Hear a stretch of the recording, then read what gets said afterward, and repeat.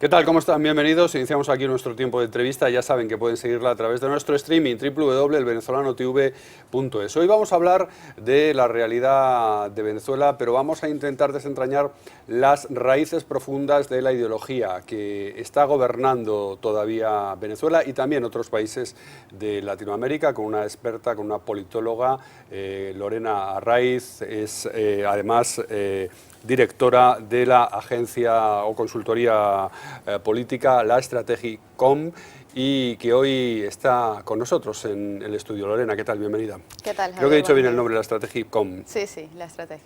Estaba diciendo que vamos a desentrañar las raíces profundas de lo que tú llamas el populismo del siglo XXI, que no es el socialismo, sino otra cosa, ¿no?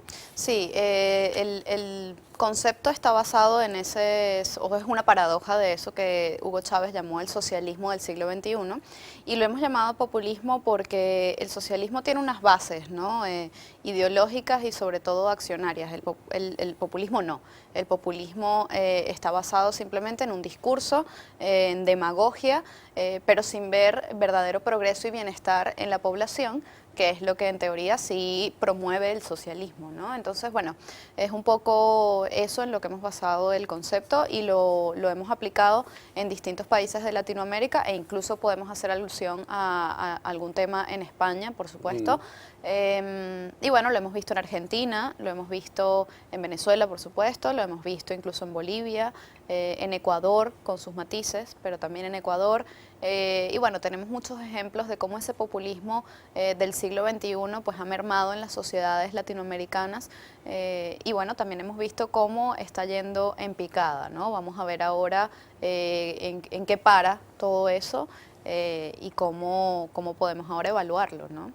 Sin embargo, el populismo del siglo XXI, como tú dices, parece que ya está en retroceso, ¿no? En Argentina ha perdido el poder, en Bolivia recientemente un referéndum Sí.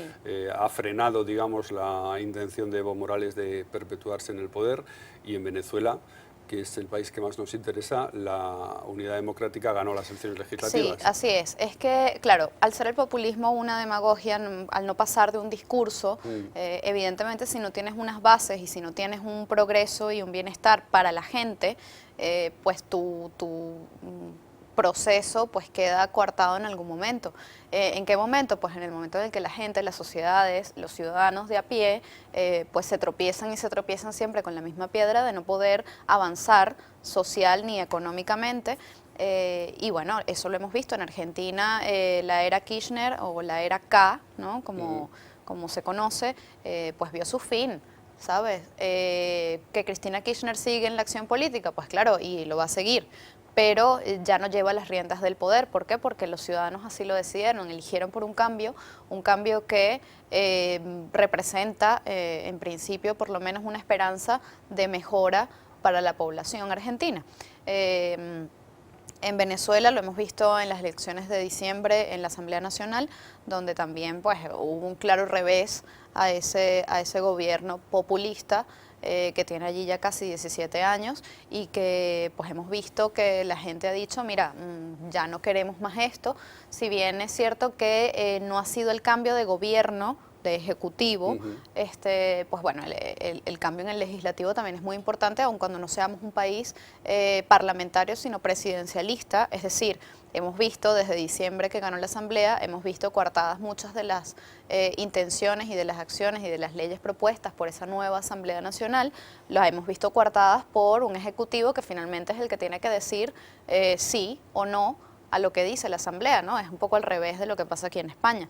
Entonces, claro, pero eso sigue allí, se sigue trabajando y por lo menos es un paso firme para ese cambio político y social que tanto necesita Venezuela. Y por otro lado, pues en Bolivia también hemos visto claramente cómo la sociedad boliviana ha dicho no queremos que Evo Morales siga postulándose a la presidencia, ya tiene 10 años en el poder y aunque el Banco Mundial diga que Bolivia tiene pues grandes avances económicos, que puede tenerlos o no, pero igual si esos avances económicos no se traducen en bienestar para la población, volvemos a lo mismo, pues entonces no sirve mucho, ¿no? Entonces, claro, también le han dicho, mira, tú puedes seguir gobernando hasta que se acabe tu periodo sin ningún problema, pero no te vuelvas a presentar. Pero luego cada populismo tiene su propia idiosincrasia y no es lo Sí, mismo el populismo boliviano, del populismo venezolano o del populismo de Ecuador, por ejemplo. Claro. El populismo chavista es la peor versión de los populismos que se están poniendo ahora sobre el tapete. Hombre, el populismo chavista es el padre, ¿no?, de este concepto que estamos desarrollando de populismo del siglo XXI. Siendo el padre, pues mejor o peor, yo creo que más allá de mejor o peor, significa que tiene como todas las ideas, ¿no?, sembradas. Ha sido el que ha ido pues sembrando esas ideas en Latinoamérica y por supuesto, y bueno, y en España, y por supuesto tiene más fortaleza, digamos, aunque ahora esté en picada, tiene más medios, tiene más herramientas quizás, o las ha tenido durante todo este tiempo, y bueno, claramente... ¿Qué piensas tú cuando yo te digo si alguien es el padre, ¿no?, de algo? Entonces, lamentablemente... El chavismo es el padre de los populismos que se han desarrollado en Latinoamérica durante los últimos 20 años Claro, o sin los duda últimos alguna, 15 años. sin duda alguna, por supuesto.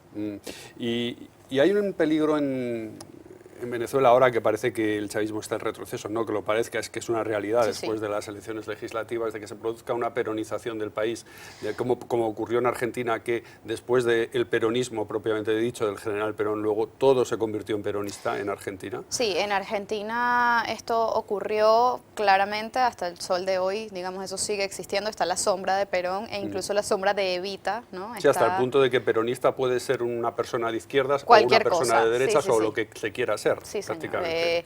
En Argentina eso es así, sigue siéndolo, lo fue durante la era Kirchner y lo va a seguir siendo allí.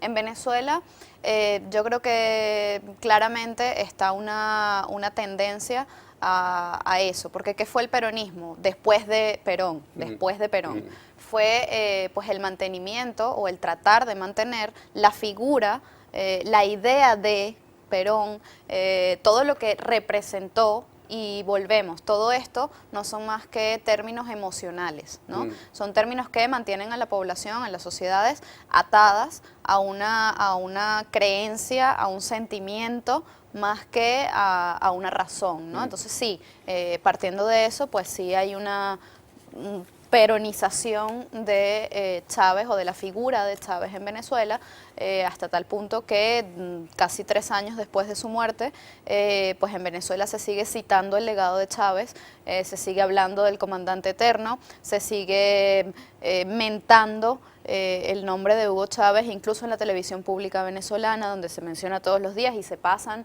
programas donde Chávez está hablando, etcétera, ¿no? O sea, claramente sí hay este proceso también en Venezuela. Antes estabas hablando de España, de las conexiones que se han establecido con el populismo latinoamericano. En España, claramente, a pesar de que hay personas que parece que no lo quieren ver, a través del partido Podemos, que ha desarrollado también trabajos de asesoría en Venezuela y que se ha nutrido también del propio proceso chavista para luego trasladarlo a la realidad europea. Pero claro, aquí hay realidad, por ejemplo, no sería concebible una publicidad institucional donde se mezclara lo político de esa forma tan evidente como en los países de Latinoamérica. Claro, cada realidad es distinta y obviamente si cada realidad dentro de Latinoamérica es distinta, pues si pasamos de continente, pues obviamente hay otras cosas que influyen, ¿no? Por ejemplo, aquí está la Unión Europea, está una institucionalidad que de alguna manera u otra, con sus cosas, pues funciona un poco más, ¿no? Entonces, claramente no estaría así, pero es que lo que hemos tratado también de plasmar en diferentes oportunidades es que no solamente es, o sea, no es el plagio de un modelo, no es que estamos plagiando este modelo y trayéndolo a España, eso es absolutamente imposible, ¿no? Por contexto, por situación política, económica, por historia, cultural, etcétera, ¿no? Lo que hay que ver es un poco más allá de eso, es cuáles son las bases ideológicas, discursivas de este proceso de populismo del siglo XXI que se dio en Latinoamérica desde hace 15 años, o 15, 20, y que ahora está siendo trasladado a España desde otro contexto, pero con unas bases ideológicas y discursivas que son, no digamos iguales, pero vamos, súper similares, ¿no? O sea, tú puedes coger un discurso de Hugo Chávez en el año 1999, que fue cuando llegó al poder, y coges ahora un discurso del señor Pablo Iglesias, por ejemplo, y los vas a ver las similitudes, es imposible no verlas, a menos que no quieras verlas. Claro, es que aquí en España, y tú como buena conocedora de la realidad española, estás viendo que hay personas que dicen, no, es muy distinto, pero personas tienen en su memoria al Hugo Chávez ya muy instalado en el poder, con su boina roja en el balcón de Miraflores. Exactamente. Pero si, efectivamente, si vas al Hugo Chávez, que estaba a punto de entrar en el poder, era otro perfil de persona, más parecido al Pablo Iglesias de ahora. Al Pablo Iglesias de ahora, es que claramente a mí mucha gente me ha dicho, pero es que aquí Pablo Iglesias o Podemos en general no va a ser nunca todo lo que hizo Chávez y tal, es diferente, no sé qué, ya, pero es que no lo concibes hoy. Nosotros los venezolanos en 1999 no concebíamos de ninguna manera ni el 1% de lo que Chávez terminó haciendo 17 años más tarde o 14. Entonces, claro, obviamente si lo ves desde un punto de vista parcial y subjetivo, pues probablemente lo veas distinto, porque lo es, contextualmente lo es. Mira, ahora estamos viendo una imagen de Pablo Iglesias sonriendo, también ha pasado alguna de Pablo Iglesias llorando. Hablas tú en un trabajo tuyo en el populismo del siglo XXI, lágrimas, sentimentalismo, religión. Aquí lo de la religión no lo toca Podemos, ¿no? Porque es un asunto como más... Es muy delicado aquí, claro. Promesas de seguir dando al pueblo la dignidad que se merece, pero con una dignidad que nunca llega, porque nunca llega. Entonces, es realmente lo mismo que está haciendo Podemos ahora. Es que es exactamente lo mismo. A ver, yo siempre explico esto de una manera muy concreta, ¿no? Y es, tú imagínate en Venezuela, aquí con los desahucios, y en Venezuela con las personas que no tienen casa, o sea, directamente no hay desahucios, hay personas que no tienen dónde vivir. Aquí, ¿qué es lo que pasa? Si alguien a esta gente en Venezuela le dijo, que fue lo que ocurrió, le dijo, yo estoy contigo, estamos hablando de un discurso, estamos hablando de sentimientos. El empoderar, ¿no? Claro, lo estás empoderando cuando le dices, yo estoy contigo y yo voy a hacer que tú, que estás en la miseria, surjas de allí y crezcas, pero tienes que hacerlo de mi mano. Yo te voy a llevar, ¿ok? Entonces, claro, ¿cuál es la diferencia entre eso y un discurso de Pablo Iglesias donde reivindica... discursivamente, reivindica a estos desahuciados o a las personas que han sufrido determinadas consecuencias de la crisis que ha habido en España, que la ha habido y que hay gente que sí está pasándola mal, ¿vale? Pero lo que estás haciendo es capitalizando un proceso que ocurrió, por ejemplo, el 15M, estás capitalizando, ¿cómo se llamaban las personas que promovieron el 15M? Se autodenominaban indignados. Entonces, si tú te autodenominas indignado, cualquier persona que diga de cualquier manera que te va a devolver tu dignidad, tú te ves casi obligado sentimentalmente a seguirle ciegamente. Y es lo que está pasando con Podemos y fue lo que pasó en 1999 con Hugo Chávez. Es un discurso totalmente emocional, dices tú, desde el propio nombre que se han dado. Podemos, claro, es algo que no hace referencia a nada, a ninguna ideología, es simplemente un resorte emocional, ¿no? Claro, es un resorte emocional, como tú te sientes estancado, te sientes frustrado, te sientes... te han traicionado, etcétera, ¿no? Indignado, ¿no? Oye, y yo te levanto, te doy mi mano y te digo, ven, que juntos, que además es parte del eslogan de este partido, juntos podemos. Hombre, si tú estás triste un día o te sientes muy mal por algo y viene alguien y te da la mano y te dice, ven, que yo te ayudo y vamos a salir de esta, por supuesto que te sientes mejor. Y por supuesto que vas a ir con esa persona. Es que eso no es algo nuevo, eso no es algo que estemos sacando debajo de la mesa. Eso psicológicamente es un procedimiento natural. Entonces lo que ha hecho Podemos y lo que ha hecho Hugo Chávez ha sido eso. Además, hace referencia en tus trabajos, Lorena, a la similitud de los dos momentos que dieron lugar al populismo en Venezuela y a lo que está ocurriendo ahora en España. Había en Venezuela un bipartidismo, dos partidos predominantes, la gente se cansó de ello, había corrupción y ahí, en esa grieta, se metió el chavismo, ¿no? Claro, es un poco lo que está pasando aquí. Es que, mira, insisto, el contexto puede ser muy distinto, pero es que no te puedes quedar en las características particulares. No puedes decir, es que aquí la pared es azul y allá era verde. Es que no. se trata de, tú tienes que mirar un poquito más allá de eso. En Venezuela, en efecto, en 1999 existía un bipartidismo que estaba enraizado en Venezuela tal como lo estaba hasta hace unos meses el bipartidismo en España, tal cual, no era distinto.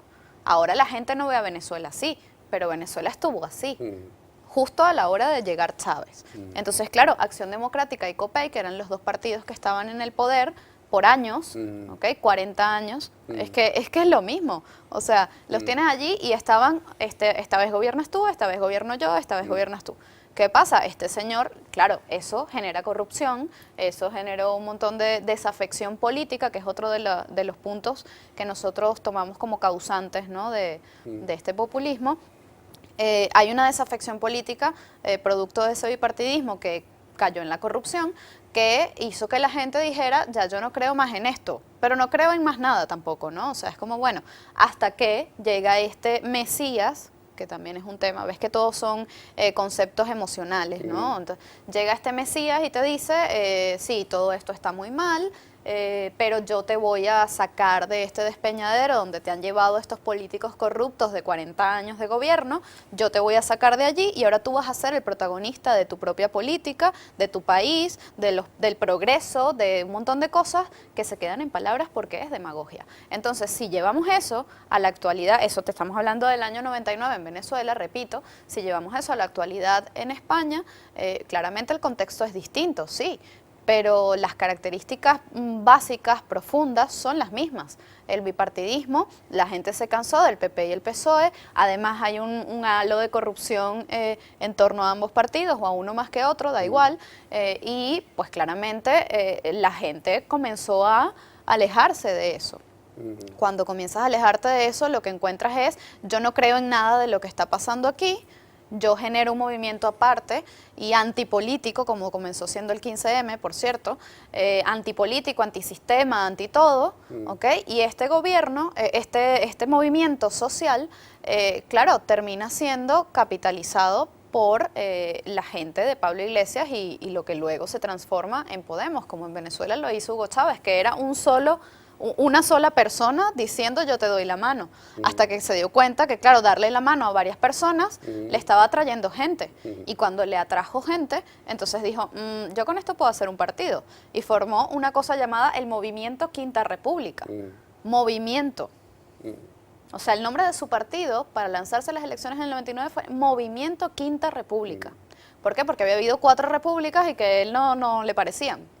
Entonces, ¿qué estás diciendo con eso? Movimiento, ¿verdad? Estás llamando emocionalmente a la movilización y además Quinta República. O sea, estamos haciendo un cambio histórico en Venezuela. Abrir un nuevo proceso vamos constituyente, a crear una que es nueva lo que etapa. dice Claro, Podemos aquí. y aquí ¿qué están haciendo? Con un movimiento llamado Podemos. O sea, es que si lo Luego comparas, también la gente piensa, por ejemplo, y es muy de los populistas también, hasta que se introducen del todo en el poder, pactar con lo que hay, que es lo que está proponiendo ahora Pablo Iglesias, de pactar con el PSOE. Entonces, la actitud del PSOE es la correcta, de querer pactar a toda costa con Podemos, pensando, bueno, nosotros, PSOE, que es un partido socialista no populista, la europea, socialdemócrata, pactamos con ellos y nosotros los limamos, los metemos en vereda, como se suele decir, pero les puede salir mal la jugada. Claro que les puede salir muy mal, o sea, ojalá no sea así, obviamente, ¿no? No es que uno esté aquí deseando nada, pero es que, insisto, o sea, es un arma de doble filo. Entonces, claro, una vez que el PSOE le abra la puerta a Podemos, o el PSOE o quien sea, le abra la puerta a Podemos, claramente eso puede salir muy mal. Otra cosa sería, claro, el sistema electoral y político aquí es distinto que en Venezuela, eso es otra cosa, pero otra cosa sería que Podemos hubiese ganado la mayoría de votos, o sea, y que indiscutiblemente pues tuviese que formar gobierno. Si tú me dices que eso es así, pues es que, bueno, la sociedad está pidiendo eso. Que luego sea una equivocación o no, pues se verá con la historia, pero bueno, por lo menos sabes que lo decidió la gente, ¿no? Que fue lo que pasó en Venezuela. Luego, no es así. Es decir, todavía a Podemos le falta mucho, aunque tengan sus apoyos y tal, le falta muchísimo en la sociedad y personalmente espero que le siga faltando, vamos, pero le falta mucho como para tener ese poder que te da solamente, que te da el pueblo. Entonces, no es el pueblo quien le está dando el poder, se lo están dando los políticos. Entonces, eso sí me parece peligroso y además me parece muy delicado, ¿no? Porque si vemos los resultados electorales del 20 de diciembre aquí en España, pues la gente no dijo precisamente que quería que Podemos gobernara, ni siquiera dijo en líneas generales que quería que una formación de izquierda gobernara. La gente dijo que seguía confiando de alguna manera en el PP, aunque no tanto como antes, porque hay desafección y porque hay corrupción y porque hay una serie de cosas, pero bueno, en la mayoría. Luego el PSOE y entonces luego estas nuevas formaciones como Podemos y bueno, por otro lado Ciudadanos. Entonces, ¿qué hay que pactar? Sí, porque eso es lo que dicta la Constitución española, vale, pero ¿bajo qué condiciones vas a pactar y en qué va a quedar ese pacto como para que tú pongas en riesgo la Constitución y la democracia en España, ¿no? Yo sí creo personalmente que pactar con Podemos sería un arma de doble filo. Ha habido en esta última etapa en España, que se ha visto muy claramente en las últimas elecciones, una irrupción brutal de lo que es la comunicación política, que ya se estaba usando en Latinoamérica, donde nos llevan bastantes cabezas de ventaja, ¿no? Y se ha visto con Ciudadanos, se ha visto con Podemos, sobre todo, ¿no? Sí, usar bueno, el marketing político que antes no se usaba de esa manera aquí, ¿no? sí, claramente aquí el proceso de, por ejemplo, en campañas era muy tradicional, de alguna manera lo sigue siendo, pero como dices, este año o en el año pasado, 2015, pues hubo bastante movimiento en este ámbito, ¿no? A ver, insisto, si el populismo es, o estamos describiendo este populismo del siglo XXI como un proceso discursivo, sobre todo, pues claramente esta gente tiene primero un carisma nato, ¿no? que hace que las cosas fluyan de otra manera y eso de alguna manera ha obligado a los otros partidos a competir en la misma liga, ¿no? O sea, bueno, vamos a ver cómo contrarrestamos el peso de esto porque lo tiene. ¿Okay? Y por otro lado, bueno, lo que hemos llamado la americanización de las campañas, que bueno, claramente es un punto muy álgido. Nosotros en la Stratégicom, por ejemplo, creemos firmemente en la profesionalización de esta área, o sea, de la comunicación política, porque tradicionalmente la gente, sí, vale, los políticos iban a las casas y tal, y vale, muy bien, y eso hay que seguirlo haciendo, ojo.